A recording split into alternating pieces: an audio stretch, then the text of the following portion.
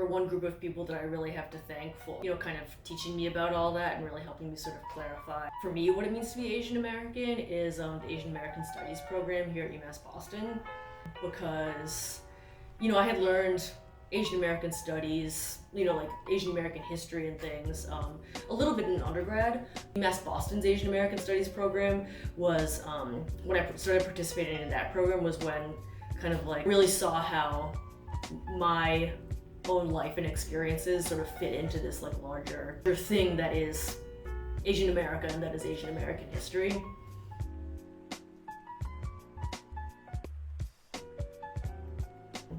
A lot of what, sort of the specific turning point moments for me were when conversations or interactions or relationships with mentors.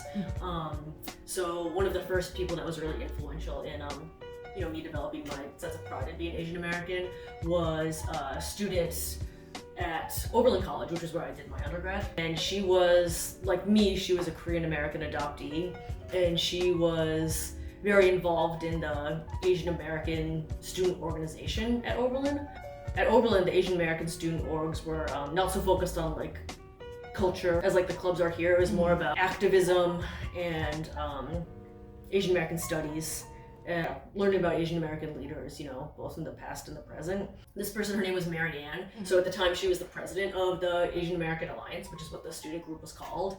And for me, just meeting her, I was so impressed, and I'd probably never seen a person who was an Asian American adoptee being in a position of leadership in an Asian American group or community. So for me, seeing that she was able to be in that leadership role, seeing the way that, seeing her be in that leadership role as an Asian American adoptee was something that was really big for me, because I think, a lot of transracial adoptees, I think we often, sometimes it's hard to know how we fit into our specific communities of color. I never felt super confident or comfortable claiming an Asian American identity, or confident or comfortable being in Asian American communities. That just wasn't something that I had a ton of experience doing.